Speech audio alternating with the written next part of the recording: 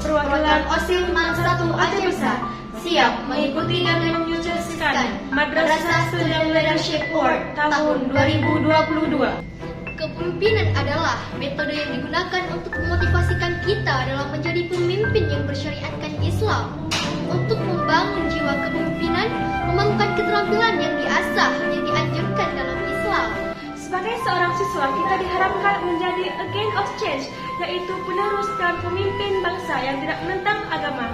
Motivasi kami mengikuti Madrasah Student Leadership Award tahun 2022 untuk menanamkan jiwa kepemimpinan yang sesuai dengan syariat Islam dalam diri para pelajar, agar terciptanya pemimpin yang ideal bagi kehidupan umat di Indonesia.